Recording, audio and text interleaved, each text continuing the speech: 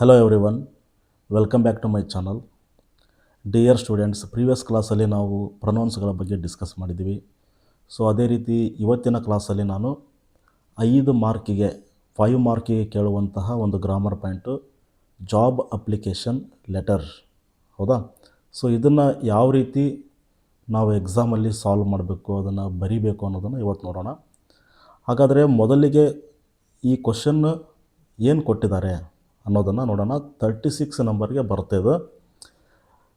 Right a letter of application in response to the following advertisement that appeared in the Times of Karnataka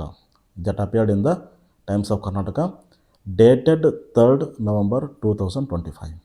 okay, ಹಾಗಾದರೆ Times of ಕರ್ನಾಟಕದಲ್ಲಿ advertisement ಬಂದಿರುತ್ತೆ. So wanted lecturer in English, ಈ ಒಂದು ಜಾಬ್ಗೆ ಸಂಬಂಧಪಟ್ಟಂತೆ ಈ ಒಂದು ಪೇಪರಲ್ಲಿ 3rd November 2025ಗೆ ಅಡ್ವರ್ಟೈಸ್ಮೆಂಟ್ ಬಂದಿರುತ್ತೆ. ಸೊ ಹಾಗಾದರೆ ಈ ಒಂದು ಜಾಬ್ಗೆ ಕ್ವಾಲಿಫಿಕೇಷನ್ ಏನಿರಬೇಕು ಅನ್ನೋದನ್ನು ಕೊಟ್ಟಿರ್ತಾರೆ. MA B.Ed ಆಗಿರಬೇಕು. ಅದೇ ರೀತಿ basic computer knowledge is essential, computer knowledge ಗೊತ್ತಿರಬೇಕು. ಆ್ಯಂಡ್ ಅಪ್ಲೈ ವಿದಿನ್ 10 ಡೇಸ್ ಒಳಗಾಗಿ ನೀವೇನಪ್ಪ ಅಂದರೆ ಈ ಒಂದು ಅಡ್ರೆಸ್ಸಿಗೆ ನಾವು ಅಪ್ಲಿಕೇಶನನ್ನು ಕಳಿಸ್ಬೇಕು. ಹಾಗಾದರೆ the principal, SSB college, 6th Cross, Malleshwaram, Bangalore 560003. And then ಕೆಳಗಡೆ write 4X for your name and 4Y for your address. So ಇಷ್ಟೊಂದು ಇನ್ಫಾರ್ಮೇಷನನ್ನು ಕ್ವಶನ್ ಪೇಪರಲ್ಲಿ ಕೊಟ್ಟಿರ್ತಾರೆ. ಇಲ್ಲಿರುವಂಥ ಇನ್ಫಾರ್ಮೇಷನನ್ನೇ ನಾವು ನೋಡಿಕೊಂಡು ಲೆಟರ್ ರೈಟಿಂಗಲ್ಲಿ ಅದನ್ನು ನೀಟಾಗಿ ಪ್ರೆಸೆಂಟೇಷನ್ ಕೊಡಬೇಕು. ಸೊ ಅದಕ್ಕೋಸ್ಕರ ನಾನು ಇಲ್ಲಿ ಸಿಂಪಲ್ ಆಗಿರೋಂಥ ಟ್ರಿಕ್ಸನ್ನು ಯೂಸ್ ಮಾಡಿದ್ದೀನಿ. ಸೊ ಅದನ್ನು ನೋಡೋಣ ಇವಾಗ. ಫಸ್ಟ್ ಒನ್, ನಾವು ಯಾವಾಗಲೂ ಏನಪ್ಪ ಅಂತಂದರೆ ನಮ್ಮ ನೇಮನ್ನು ಬರಿಬೇಕು. ಅಂದರೆ ನಾಳೆ ನಿಮ್ಮ ಎಕ್ಸಾಮಿನೇಷನಲ್ಲಿ ಲೆಫ್ಟ್ ಸೈಡ್ ಏನಪ್ಪ ಅಂದರೆ ನಾವು ಸೀರಿಯಲ್ ಆಗಿ ಬರಿತಾ ಹೋಗ್ಬೇಕು. ಸೊ ಹೀಗಾಗಿ ನಾನೇನಪ್ಪ ಅಂದರೆ ಇಲ್ಲಿ ಕೆಲವೊಂದಿಷ್ಟು ನಂಬರ್ಸನ್ನು ನಾನು ಇಲ್ಲಿ ಸೀರಿಯಲ್ ಆಗಿ ಕೊಟ್ಟಿದ್ದೀನಿ. ಸೊ ಅದು ಯಾವ ರೀತಿ ಅನ್ನೋದನ್ನು ನೋಡೋಣ. So right 4X for your name. So ಇದಕ್ಕೆ ನಾನು ಏನಪ್ಪ 1 ನಂಬರ್ ಅಂತ ಕೊಟ್ಟಿದ್ದೀನಿ. ಅದಾದ ನಂತರ ನಾವು ಅಡ್ರೆಸ್ಸನ್ನು ಬರೀಬೇಕು. ಸೊ ಇದು 4Y, ಇದು 2nd ನಂಬರ್ ಕೊಟ್ಟಿದ್ದೀನಿ. And then 3rd number. So 3rd number ಬಂದು ಇಲ್ಲಿದೆ ನೋಡಿ, ಡೇಟನ್ನು ಬರೀಬೇಕು ನಾವು. ಓಕೆ, ಫಸ್ಟ್ ನೇಮ್ ಆಯಿತು, ಅಡ್ರೆಸ್ ಆಯಿತು, ಅದಾದ ನಂತರ ಡೇಟನ್ನು ಬರೀಬೇಕು. ಸೊ ಎಕ್ಸಾಮಿನೇಷನಲ್ಲಿ ಕೊಟ್ಟಂಥ ಡೇಟನ್ನೇ ನೀವು ಬರೆದು ಬಿಡಿ, 3rd November 2025. ಓಕೆನಾ? ನೆಕ್ಸ್ಟ್ 4th ಒನ್ ಏನು ಬರೀಬೇಕಪ್ಪ ಅಂತಂದರೆ ಟು ಅಡ್ರೆಸ್ಸನ್ನು ಬರೀಬೇಕು. ಸೊ ಟು ಅಡ್ರೆಸ್ ಎಲ್ಲಿರುತ್ತೆ? ಅಪ್ಲೈ ವಿದಿನ್ 10 days ಟು ಅಂತ ಇರುತ್ತಲ್ಲ, ಇದೇ ನಮಗೆ ಇರುವಂಥ ಟು ಅಡ್ರೆಸ್. ಸೊ ಇದನ್ನು 4th ನಂಬರಿಗೆ ಬರೆಯೋಣ. ಓಕೆನಾ? ನೆಕ್ಸ್ಟ್ 5th ಒನ್ ಏನಪ್ಪ ಅಂತಂದರೆ ರೆಸ್ಪೆಕ್ಟೆಡ್ ಸರ್ ಅಂತ ನಾವು ಬರೀಬೇಕು. ಓಕೆನಾ? ಸೀರಿಯಲ್ಲಾಗಿ ಬರೆಯೋದನ್ನು ಹೇಳಕತ್ತೀನಿ ನಾನು. ಫಸ್ಟ್ ಒನ್ನು ನೇಮ್, ಅದಾದ ನಂತರ ಅಡ್ರೆಸ್, ಅದಾದ ನಂತರ ಡೇಟನ್ನು ಬರೀಬೇಕು. ಆ ಡೇಟ್ ಎಲ್ಲಿದೆ? ಈ ಕ್ವಶನಲ್ಲೇ ಇರುತ್ತೆ, ಇದನ್ನು ಬರೀಬೇಕು. ಇದಾದ ನಂತರ ಟು ಅಡ್ರೆಸ್ ಎಲ್ಲಿರುತ್ತೆ? ಅಪ್ಲೈ ವಿದಿನ್ 2 ಅಂತಿದೆಯಲ್ಲ, 10 days, ಇದನ್ನು ಬರೀಬೇಕು. ಅದಾದ ನಂತರ ರೆಸ್ಪೆಕ್ಟೆಡ್ ಸರ್ ಅಂತ ಬರೀಬೇಕು. ಅದಾದ ನಂತರ ಸಬ್ಜೆಕ್ಟನ್ನು ನಾವು ಬರೀಬೇಕು ಸ್ನೇಹಿತರೆ. Application for the post of ಅಂತ ಬರೆದು ವಾಂಟೆಡ್ ಕೆಳಗಡೆ ಏನು ಕೊಟ್ಟಿರ್ತಾರೆ ಅದನ್ನೇ ಬರಿಬೇಕು. ಓಕೆನಾ? ಎಷ್ಟು ನಂಬರ್ ಇದು? 6th ಒನ್ ನಂಬರ್ ಇದು. ಇದಾದ ನಂತರ 7th ಒನ್ ನಂಬರನ್ನು ರೆಫರೆನ್ಸ್ ಅಂತ ಕೊಟ್ಟಿದ್ದೀನಿ. ಸೊ ಅಲ್ಲಿ ರೆಫರೆನ್ಸ್ ಅಂತ ಇರುತ್ತಲ್ಲ, ಅಂದರೆ ನಾವು ಇದನ್ನು ಎಲ್ಲಿಂದ ತೊಗೊಂಡಿವಿ, ಈ ಒಂದು ಮಾಹಿತಿಯನ್ನು ಏನು ರೆಫರ್ ಮಾಡಿದ ಮೇಲೆ ನಮಗಿದು ಸಿಕ್ಕಿದೆ ಅಂತ ಅನ್ನೋದಕ್ಕೆ ಯುವರ್ ಅಡ್ವರ್ಟೈಸ್ಮೆಂಟ್ ಅಂತಿದೆ ನೋಡಿರಿ ಕ್ವಶನಲ್ಲಿ.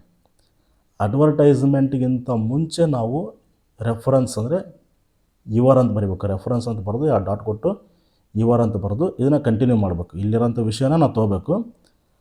Advertisement that appeared in the Times of Karnataka dated 3rd November 2025. ಹೌದಾ? ಸೊ ಇಲ್ಲಿಗೆ ಏನಪ್ಪ ಅಂತಂದರೆ 7 ಪಾಯಿಂಟ್ಗಳು ನಮಗೆ ಈ ಲೆಟರ್ ರೈಟಿಂಗಲ್ಲೇ ಸಿಗ್ತಾ ಇದೆ ನಮಗೆ. ಕರೆಕ್ಟಾ? ಸೊ ಇದನ್ನು ಯಾವ ರೀತಿ ನಾವು ಪ್ರೆಸೆಂಟ್ ಮಾಡಬೇಕು? ಹೌದಾ? ಇಲ್ಲಿದೆ ನೋಡಿ. ಫಸ್ಟ್ ಒನ್, ಇವಾಗ ನಾವೇನು ತೊಗೊಂಡಿವಿ ಫಸ್ಟ್ ಒನ್ ಇವಾಗ ಲೆಟ್ರನ್ನು ಬರೆಯೋದು ಹೇಗೆ ಅಂತ ನೋಡೋಣ ಇವಾಗ. ಫಸ್ಟು ನಾವು ನೇಮನ್ನು ಬರೀಬೇಕು. ಆಲ್ರೆಡಿ ಅವರು ಕೊಟ್ಟಿದ್ದಾರೆ ನೋಡಿ. ಇವಾಗ ಲೆಫ್ಟ್ ಸೈಡು ನಿಮ್ಮ ಆನ್ಸರ್ ಸೀಟಿನ ಲೆಫ್ಟ್ ಸೈಡಲ್ಲಿ ಮೊದಲು 4x ಆದಮೇಲೆ ನಂಬರ್ 2 ಏನಿದೆ, ನಂಬರ್ 2 ಬಂದು ಇಲ್ಲಿದೆ ನೋಡಿರಿ, 4y ಫಾರ್ ಯುವರ್ ಅಡ್ರೆಸ್. ಓಕೆನಾ, 4y ಫಾರ್ ಯುವರ್ ಅಡ್ರೆಸ್. ಅದಾದ ನಂತರ ಸ್ಪೇಸ್ ಕೊಡ್ರಿ ಒಂದು line. Next third one point ನಾನು ಏನಂತ ಕೊಟ್ಟಿದ್ದೀನಿ, ಡೇಟನ್ನು ಬರಿಬೇಕು. ಸೊ ಹಾಗಾದ್ರೆ ಡೇಟು ಕೂಡ ಇಲ್ಲೇ ಇದೆ ನೋಡಿ, ಇಲ್ಲಿ 3rd ನವಂಬರ್ 2025.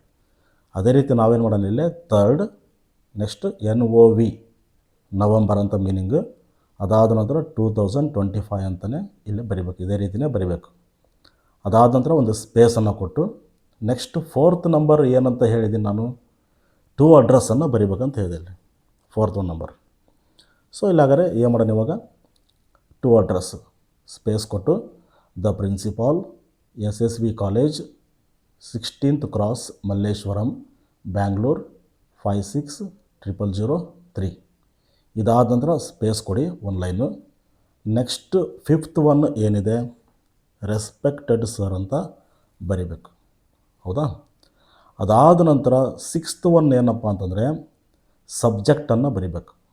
ನೋಡಿಲ್ಲ ಬರೆದಿದ್ದೆ ನಾನು, ಈ ವಾಂಟೆಡ್ಡಿನ ಕೆಳಗಿರುತ್ತಲ್ಲ, ರೈಟ್, ಇದೇನಿದು ಜಾಬ್, ಇದು ಲೆಕ್ಚರರ್ ಇನ್ ಇಂಗ್ಲೀಷು. ಈ ಒಂದು ಜಾಬ್ಗೆ ನಾವು ಸಬ್ಜೆಕ್ಟಲ್ಲಿ ಬರಿಬೇಕು application for the post of, okay, application for the post of lecturer in English. Next ಮತ್ತೆ ಒಂದು ಲೈನನ್ನು ಬಿಟ್ಟು ರೆಫರೆನ್ಸನ್ನು ಬರಿಬೇಕು ಒಂದು ಸ್ಪೇಸ್ ಕೊಟ್ಟು. ಸೊ ಹಾಗಾದರೆ ರೆಫರೆನ್ಸು 7th ಒನ್ ಪಾಯಿಂಟಲ್ಲಿ ನಾನು ಕೊಟ್ಟಿದ್ದೀನಿ. ಸೊ ಈ ಕ್ವಶನಲ್ಲೇ ಇರುತ್ತದು. ನಾವೇನು ಮಾಡಬೇಕು, ರೆಫರೆನ್ಸ್ ಅಂತಂದು REF ಅಂತ ಬರೆದು 2 ಡಾಟನ್ನು ಕೊಟ್ಟು ಯುವರ್ ಅಡ್ವರ್ಟೈಸ್ಮೆಂಟ್, ಓಕೆನಾ, reference your advertisement that appeared in the Times of Karnataka dated 3rd November 2025. ಅಂದರೆ ನಾವು ಇಲ್ಲಿಂದ ಸ್ಟಾರ್ಟ್ ಮಾಡಿದರೆ ಈ ಇಯರ್ ತನಕ ನಾವು ಬರಿಬೇಕು ಇದನ್ನು, ಓಕೆನಾ. ಸೊ ಇಲ್ಲಿ ಏನಾಯ್ತು, ಈಗ 7 ಪಾಯಿಂಟು ನಾವು ಸೀರಿಯಲ್ಲಾಗಿ ಬರಿತಾ ಬಂದ್ವಿ ಈಗ, ಓಕೆ. ಇನ್ನು ಇದಾದ ನಂತರ ಮತ್ತೆ ಒಂದು ಸ್ವಲ್ಪ ಸ್ಪೇಸನ್ನು ಕೊಟ್ಟು ಒಂದು ಲೈನು ನಾವು ಮ್ಯಾಟರನ್ನು ಬರಿಬೇಕೀಗ. ಹಾಗಾದರೆ ಮ್ಯಾಟರ್ ಭಾಳ ಸಿಂಪಲ್ ಆಗಿದೆ, ಇದು ನೋಡ್ಕೊಳ್ಳಿ. ಇಲ್ಲಿ ನಾನು ಆಲ್ರೆಡಿ ಇಲ್ಲೇ ಡಾರ್ಕ್ ಮಾಡಿದ್ದೀನಿ, ಓಕೆನಾ. ಹೈಲೈಟರಲ್ಲಿ ನಾವು ತೋರಿಸಿದ್ದೀನಲ್ಲ, ಇದು ಮಾತ್ರ ಚೇಂಜ್ ಆಗುತ್ತೆ, ಉಳಿದದ್ದು ಯಾವುದೂ ಚೇಂಜ್ ಆಗೋದಿಲ್ಲ, ಓಕೆ. ಹಾಗಾದ್ರೆ ಏನಿದೆ ಅಂತ ನೋಡೋಣ ಇವಾಗ. In response to your advertisement mentioned above, ಇದು ಹೆಂಗಿದೆ ಹಂಗೆ ಬರೀಬೇಕು ನೀವು ನಾಳೆ ಎಕ್ಸಾಮಲ್ಲಿ. I am applying for the post of ಅಂತಿದೆಯಲ್ಲ, ಇದು ಕೂಡ ಸೇಮ್ ಹಂಗೆ ಬರೀರಿ. ಇಲ್ಲೇನು ಹೈಲೈಟ್ ಮಾಡಿದ್ದೀನಲ್ಲ ನಾನು, ಲೆಕ್ಚರರ್ ಇನ್ ಇಂಗ್ಲೀಷ್ ವಾಂಟೆಡ್ಡಿನ ಕೆಳಗಡೆ ಇರುತ್ತಲ್ಲ, ಅದನ್ನು ನಾನು ತೊಗೊಂಡಿದ್ದೀನಿ. ಇನ್ ಕೇಸ್ ನಾಳೆ ನಿಮ್ಮ ಎಕ್ಸಾಮಲ್ಲಿ ವಾಂಟೆಡ್ಡಿನ ಕೆಳಗಡೆ ಲೆಕ್ಚರರ್ ಇನ್ ಕನ್ನಡ ಅಂತ ಬರ್ಬೋದು, ಅಥವಾ ಬೇರೆ ಯಾವುದಾದ್ರೂ ಈ ಕ್ಲಾರಿಕಲ್ ಜಾಬಿಗೆ ಸಂಬಂಧಪಟ್ಟಂಗೆ ಆಗಿರ್ಬೋದು, ಹೌದಾ. ಅವರು ಏನು ಜಾಬನ್ನು ಕೊಟ್ಟಿರ್ತಾರೆ ಅದನ್ನು ಮಾತ್ರ ನೀವಿಲ್ಲೇ ಬರಿಬೇಕಾಗುತ್ತೆ. ಅದಾದ ನಂತರ ಐ ಹ್ಯಾವ್ ಪಾಸ್ಡ್ ಅಂತಿದೆ ನೋಡಿ, MA ಆ್ಯಂಡ್ B.Ed ಅಂತ ಬರೆದಿದ್ದೀನಿ. ಯಾಕಂದರೆ ಅವರು ಕ್ವಶನ್ ಪೇಪರಲ್ಲಿ ಕೊಟ್ಟಿದ್ದಾರೆ ಕ್ವಾಲಿಫಿಕೇಷನ್ ಏನಾಗಿರಬೇಕು, MA ಮತ್ತು B.Ed ಆಗಿರ್ಬೇಕಂತ ಕೊಟ್ಟಿದ್ದಾರೆ. ನಾಳೆ ಇನ್ ಕೇಸ್ ನಿಮ್ಮ ಎಕ್ಸಾಮಲ್ಲಿ ಯಾವುದೋ ಒಂದು ಡಿಗ್ರಿ ಮೇಲೆ ಒಂದು ಪೋಸ್ಟನ್ನು ಕೇಳಿದಾರೆ ಅಂತ ಅಂದ್ಕೊಳ್ರಿ, ಅಲ್ಲಿ ಕ್ವಾಲಿಫಿಕೇಷನ್ ಏನು ಕೊಟ್ಟಿರ್ತಾರೆ ಅದನ್ನು ನೀವೇನಪ್ಪ ಅಂದರೆ ಇಲ್ಲಿ ಬರಿಬೇಕು. I have passed MA and B.Ed ಅಂತ ಇಲ್ಲಿ ಬರೆದಿದ್ದೀನಿ. ಇನ್ ಕೇಸ್ ಅಲ್ಲಿ BSc ಅಂತ ಕೊಟ್ಟಿದ್ರೆ ನೀವು BSc ಅಂತ ಬರ್ರಿ, PUC ಅಂತ ಕೊಟ್ಟಿದ್ರೆ PUC ಅಂತ ಬರ್ರಿ, ಹೌದಾ. ಕ್ವಾಲಿಫಿಕೇಷನಲ್ಲಿ ಏನಿರುತ್ತೆ ಅದನ್ನು ನೀವು ಇಲ್ಲಿ ಚೇಂಜ್ ಮಾಡ್ಕೊತ ಹೋಗ್ರಿ ವಿತ್ 80% ಆಫ್ ಮಾರ್ಕ್ಸ್ ಅಂತಿದೆ ನೋಡಿರಿ. ಸೊ ನಾವು ಒಂದು ಫಿಕ್ಸ್ ಆಗಿ ಒಂದು ಪರ್ಸೆಂಟೇಜ್ ನಾವು ತೊಗೊಂಡಿದ್ದೀನಿ ಇಲ್ಲಿ 80% ಅಂತ. ಇನ್ ಕೇಸ್ ನೀವು 90% ಆದರೂ ನೀವು ಇಲ್ಲಿ ಬರ್ಕೋಬೋದು, ಇಲ್ಲ 85 ಆದರೂ ಬರ್ಕೋಬೋದು ನೀವು. And I have A course in computer management, ಯಾಕಂದರೆ ಕಂಪ್ಯೂಟರ್ ನಾಲೆಜ್ ಅವರು ಕೇಳ್ತಾರೆ. ಸೊ ಹೀಗಾಗಿ ಇದೊಂದು ಸೆಂಟೆನ್ಸ್ ನಾವು ಬರಿಬೇಕಾಗುತ್ತೆ ಇಲ್ಲಿ. I have A course in computer management, I am fluent in English and Hindi, ಯಾಕಂದರೆ ನೋವಿಂಗ್ ಲ್ಯಾಂಗ್ವೇಜಸ್ ಅಂತ ಬರುತ್ತಲ್ಲಿ. ಸೊ ಹೀಗಾಗಿ ಏನಪ್ಪ ನಾವು ಫ್ಲೂಯೆಂಟ್ ಇದ್ದೀನಿ ನಾನು ಇಂಗ್ಲೀಷಲ್ಲಿ ಮತ್ತು ಹಿಂದಿಯಲ್ಲಿ ಅಂತಂದು ಹೇಳಬೇಕಾಗುತ್ತೆ. And I have enclosed my resume with this application. ಹಾಗಾದರೆ ನಾನು ಈ ಒಂದು ಅಪ್ಲಿಕೇಶನ್ಗೆ ಸಂಬಂಧಪಟ್ಟಂತಹ ಜೆರಾಕ್ಸ್ಗಳನ್ನು ನಾನು ನನ್ನ ರಿಸ್ಯೂಮನ್ನು ಇದಕ್ಕೆ ಎನ್ಕ್ಲೋಸ್ ಮಾಡಿದ್ದೀನಿ ಅಂತಂದು ಹೇಳ್ಬೇಕಾಗುತ್ತೆ. And I hope it will meet your requirement. ಹೌದಾ? ಸೊ ಐ ಥಿಂಕ್ ನನಗೊಂದು ಹೋಪ್ ಇದೆ, ಒಂದು ಜಾಬ್ ಸಿಗುತ್ತೆ ಅಂತಂದು ನಾವಿಲ್ಲೇ ಅದನ್ನು ಹೇಳಬೇಕಾಗುತ್ತೆ. ಇನ್ನು ಇದಾದ ನಂತರ ನಾವು ಥ್ಯಾಂಕ್ ಯು ಅಂತ ಬರಿಬೇಕು. ಓಕೆನಾ? ನೆಕ್ಸ್ಟ್ ಒಂದು 3-4 ಲೈನನ್ನು ಬಿಟ್ಟು ಸ್ಪೇಸ್ ಕೊಟ್ಟು ಯುವರ್ಸ್ ಟ್ರೂಲಿ ಅಂತ ಬರೆದು ಅದರ ಮೇಲುಗಡೆ 4x ಅಂತ ಬರಿಬೇಕು. ಸೊ ಇದು ಏನಪ್ಪ ಅಂತಂದರೆ ಲೆಟರ್ ಇದು. ಸೊ ಹಾಗಾದರೆ ಈ ಒಂದು ಲೆಟರಲ್ಲಿ ನಾವು ಬಳಸಿದಂಥ ಟ್ರಿಕ್ ಹೇಗಿದೆ ಅಂತಂದರೆ, ಇಲ್ಲೇ ಕೊಟ್ಟಂತಹ ಸೀರಿಯಲ್ ನಂಬರ್ಗಳನ್ನು 1 2 3 4 5 6 7 ಇದೆಯಲ್ಲ, ಇದನ್ನು ಸೀರಿಯಲ್ಲಾಗಿ ಬರಿತಾ ಬಂದಿದ್ದೀವಿ. First one, second one, space, third one, space, fourth one, next space ಕೊಟ್ಟು 5th ಒನ್, ಅದಾದ ನಂತರ ಸ್ಪೇಸ್ ಕೊಟ್ಟು 6th ಒನ್, ಮತ್ತೆ ಸ್ಪೇಸ್ ಕೊಟ್ಟು 7th ಒನ್, ಅದಾದ ನಂತರ ಮ್ಯಾಟರ್. ಈ ಒಂದು ಮ್ಯಾಟ್ರಲ್ಲಿ ನಾವು ಚೇಂಜ್ ಮಾಡಬೇಕಾಗಿರೋದು ಈ ಒಂದು ಏರಿಯಾದಲ್ಲಿ, ಅಂದರೆ application for the post of ವಾಂಟೆಡ್ಡಿನ ಕೆಳಗಡೆ ಏನು ಕೊಟ್ಟಿರ್ತಾರೆ ಅದನ್ನು ಇಲ್ಲಿ ಬರಿಬೇಕು. ಅದಾದ ನಂತರ ಕ್ವಾಲಿಫಿಕೇಷನ್ ಏನು ಕೊಟ್ಟಿದ್ದಾರೆ ಅದನ್ನು ಇಲ್ಲಿ ಬರಿಬೇಕು. ಉಳಿದದ್ದೆಲ್ಲ ಸೇಮ್ ಇರುತ್ತೆ. ಸೊ ಇಲ್ಲಿಗೆ ಏನಾಯ್ತಿದ್ದು ಲೆಟರ್ ಕ್ಲೋಸ್ ಆಯಿತು. ಇನ್ನಿದಾದ ನಂತರ ರಿಸ್ಯೂಮನ್ನು ಬರಿಬೇಕು. ಸೊ ರಿಸ್ಯೂಮ್ ಕೂಡ ಭಾಳ ಈಸಿಯಾಗಿದೆ. ಸೊ ಫಸ್ಟ್ ಒನ್ ಇಲ್ಲಿ ಏನಪ್ಪ ಅಂತಂದರೆ ನೇಮ್ 4x ಅಂತ ಹಾಕಿ, next father name ABC PQR, ಹೌದಾ, ಯಾವುದಾದ್ರೂ ಲೆಟರ್ಸನ್ನು ತೊಗೊಳ್ಳಿಲ್ಲ. ಅದಾದ ನಂತರ ಡೇಟ್ ಆಫ್ ಬರ್ತ್ ಅಂತ ಏನಿದೆಯಲ್ಲ, ಇದು ಮೋಸ್ಟ್ ಇಂಪಾರ್ಟೆಂಟ್. ಯಾಕಂದರೆ ನಾವಿಲ್ಲಿ ನೆಕ್ಸ್ಟ್ ಒಂದು ಟೇಬಲಲ್ಲಿ ನಾವು 10th ಯಾವಾಗ ನಾವು ಪಾಸ್ ಮಾಡಿದ್ವಿ, PUC ಯಾವಾಗ ಪಾಸ್ ಮಾಡಿದ್ವಿ ಅನ್ನೋದನ್ನು ಇಯರ್ ಆಗ್ತಾ ಹೋಗ್ಬೇಕು. ಈ ಒಂದು ಕಾರಣಕ್ಕೋಸ್ಕರ ಡೇಟ್ ಆಫ್ ಬರ್ತನ್ನು ಕ್ವಾಲಿಫಿಕೇಷನ್ ಆಧಾರದ ಮೇಲೆ ನಾವು ಇದನ್ನು ತೊಗೋಬೇಕು. ಫಾರ್ ಎಕ್ಸಾಂಪಲ್ ನಾನು ಇಲ್ಲಿ ಬರೆದಿದ್ದೆ ನೋಡಿ, ಇಲ್ಲಿ 10th ಅಂತಂದರೆ 16 ಇಯರ್ಸು, PUC ಅಂತಂದರೆ 18 ಇಯರ್ಸು. ಸೊ ಡಿಗ್ರಿಗೆ 21 ಇಯರ್ಸ್ ಆಗಿರುತ್ತೆ. ಅದೇ ರೀತಿ PGಗೆ 23 ಇಯರ್ಸ್ ಬೇಕಾಗುತ್ತೆ. ಸೊ BEd ಕೇಳಿರೋದ್ರಿಂದ 2 ಇಯರ್ಸ್ BEd ಇದೆ. ಸೊ ಹೀಗಾಗಿ ಏನಾಗುತ್ತೆ 25 ಇಯರ್ಸಿಗೆ BEd ಕೋರ್ಸ್ ಆಗುತ್ತೆ ನಾವು ಸೀರಿಯಲ್ಲಾಗಿ ಬಂದರೆ. ಸೊ ಅದಾದ ನಂತರ 2 ಇಯರ್ಸನ್ನು ನಾವು ಪ್ಲಸ್ ಮಾಡ್ಕೋಬೇಕಿಲ್ಲ, ಯಾಕಂದರೆ ಎಕ್ಸ್ಪೀರಿಯನ್ಸನ್ನು ಕೇಳ್ತಾರೆ ಅವರು. ಈ ಒಂದು ಕಾರಣಕ್ಕೋಸ್ಕರ 2 ಇಯರ್ಸನ್ನು ಇದಕ್ಕೆ ಆ್ಯಡ್ ಮಾಡಬೇಕು. ಸೊ ಇನ್ ಕೇಸ್ ಏನಾದರೂ ಡಿಗ್ರಿ ಮೇಲೆ ಏನಾದರೂ ಜಾಬ್ ಇತ್ತು ಅಂತ ಅಂದ್ಕೊಳ್ಳಿ, ಈಗ BA BSc BCom ಮೇಲೆ, ಆವಾಗ ಏನಾಗುತ್ತೆ 21 ಇಯರ್ಸನ್ನು ಇಲ್ಲಿರುವಂಥ ಡೇಟಲ್ಲಿ ಕಳ್ಕೋಬೇಕು. ಸೊ PUC ಮೇಲೆ ಏನಾದರೂ ಜಾಬ್ ಕೇಳಿದಾರೆ ಅಂತಂದರೆ PUCಗೆ 18 ಇಯರ್ಸ್, ಇಲ್ಲಿರುವಂಥ ಡೇಟಲ್ಲಿ 18 ಇಯರ್ಸ್ ಪ್ಲಸ್ 20 ಇಯರ್ಸನ್ನು ಮೈನಸ್ ಮಾಡ್ಕೋಬೇಕು. ಕರೆಕ್ಟಾ? ಆ ಮೈನಸ್ ಮಾಡ್ಕೊಂಡು ಬಂದಾಗ ಏನಾಗುತ್ತೆ ಹೇಳ್ರಿ, ಕೊಲ್ಲಿ ನಮಗೊಂದು ಅಂಕಿ ಸಿಗುತ್ತೆ, ನಮಗೆ ಒಂದು ನಂಬರ್. ಆ ನಂಬರನ್ನು ನಾವು ಡೇಟ್ ಆಫ್ ಬರ್ತಲ್ಲಿ ಹಾಕಬೇಕು. ಸೊ ಈ ಒಂದು ಲೆಟ್ರಲ್ಲಿ MA BEd ಕೇಳಿರೋದ್ರಿಂದ ಎಷ್ಟು ಇಯರ್ ಆಗುತ್ತೆ, ಇಲ್ಲಿ 25 ಇಯರ್ಸ್ ಆಗುತ್ತೆ. ಆ 25 ಇಯರ್ಸಿಗೆ ಪ್ಲಸ್ 2 ಇಯರ್ಸನ್ನು ಸೇರಿಸಿದಾಗ 27 ಇಯರ್ಸ್ ಆಗುತ್ತೆ. ಸೊ ನಾವು 2025 27 ಇಯರ್ಸನ್ನು ಕಳೆದ್ರೆ 1998 ನಮಗೆ ಸಿಗುತ್ತೆ. ಸೊ ಹೀಗಾಗಿ ನಾವು ಡೇಟ್ ಆಫ್ ಬರ್ತಲ್ಲಿ 1/1/1998 ಅಂತ ಬರಿಬೇಕು. ಅದಾದ ನಂತರ ಅಡ್ರೆಸ್ ಆಲ್ರೆಡಿ ಅವ್ರು ಕೊಟ್ಟಿದ್ದಾರೆ 4Y, ನ್ಯಾಷನಾಲಿಟಿ ಬಂದು Indian, and knowing languages Kannada, English ಮತ್ತು ಹಿಂದಿ. ಓಕೆನಾ? ಆ್ಯಂಡ್ ಎಜುಕೇಷನಲ್ ಕ್ವಾಲಿಫಿಕೇಷನ್ ಅಂತ ಹಾಕಿ ಇವಾಗ ನಾವಿಲ್ಲಿ ಏನಪ್ಪ ಅಂದರೆ ಒಂದು ಟೇಬಲನ್ನು ಹಾಕಬೇಕು. So first one name of exams ಅಂತ ಅನ್ನೋಣ. ಅದಾದ ನಂತರ ಬೋರ್ಡ್, ಅದಾದ ನಂತರ ಯೂನಿವರ್ಸಿಟಿ, ಯಾಕಂದರೆ ಈ 10th ಆಗಿರ್ಬೋದು PUC ಆಗಿರ್ಬೋದು ಬೋರ್ಡಲ್ಲಿ ಆಗುತ್ತೆ ಅದು. ನೆಕ್ಸ್ಟ್ ಡಿಗ್ರಿ PG ಅವೆಲ್ಲ ಏನಪ್ಪ ಯೂನಿವರ್ಸಿಟಿ ಅಂತ ಬರುತ್ತೆ. ನೆಕ್ಸ್ಟ್ ಇಯರ್ ಅಂತ ಹಾಕೋಣ.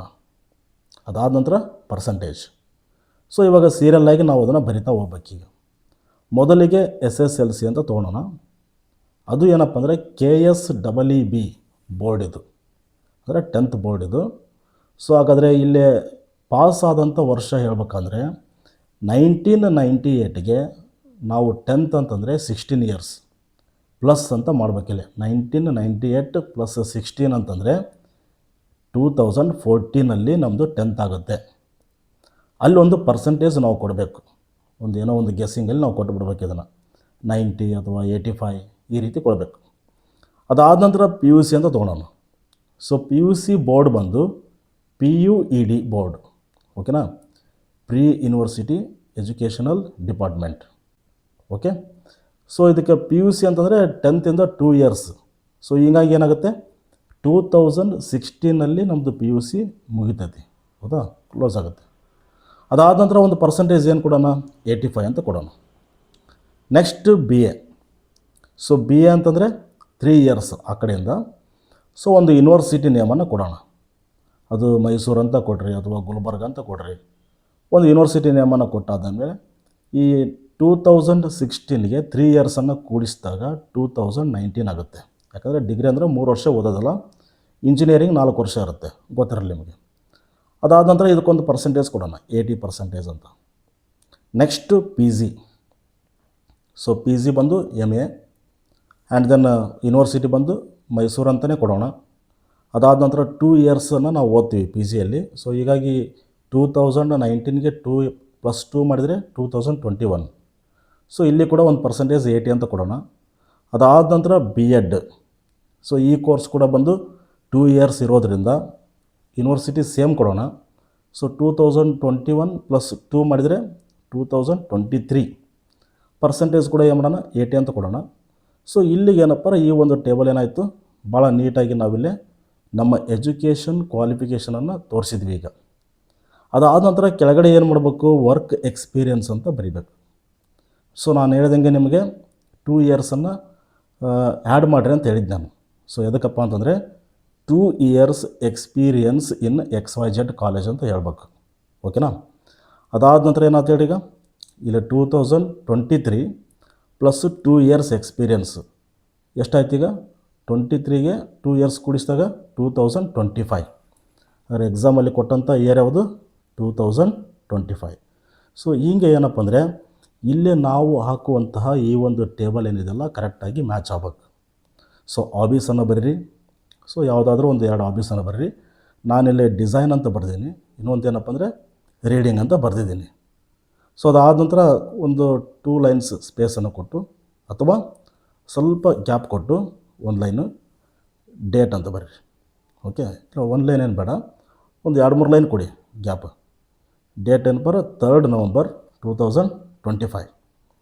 ಅದಾದ ನಂತರ ಪ್ಲೇಸ್ ಬ್ಯಾಂಗ್ಳೂರ್ ಅಂತ ಬರೀರಿ. ಯಾಕಂದರೆ ಲೆಟರ್ ರೈಟಿಂಗಲ್ಲಿ ಬ್ಯಾಂಗ್ಳೂರ್ ಅಂತ ಕೊಟ್ಟಿದ್ದಾರೆ. ಸೊ ನಾವು ಕೂಡ ಏನಪ್ಪ ಬ್ಯಾಂಗ್ಳೂರ್ ಅಂತ ಬರೆದು, ಸೊ ಇವಾಗ ರೈಟ್ ಸೈಡಲ್ಲಿ ಏನು ಮಾಡೋಣ, ಒಂದು 2-3 ಲೈನ್ಸ್ ಗ್ಯಾಪನ್ನು ಕೊಟ್ಟು ಸಿಗ್ನೇಚರ್ ಅಂತ ಬರೆದು 4x ಅಂತ ಬರೆದ್ರೆ ಇಲ್ಲಿಗೆ ರೆಸ್ಯೂಮ್ ಏನಾಯಿತು, ಪೂರ್ತಿಯಾಗಿ ಮುಗೀತು. ಓಕೆನಾ ಸ್ನೇಹಿತರೆ. ಸೊ ಇದು ಏನಪ್ಪ ಅಂತಂದರೆ ಲೆಟರ್ ರೈಟಿಂಗಿಗೆ ಒಂದು ಈಸಿಯಾಗಿರುವಂಥ ಒಂದು way. Okay, thank you for watching.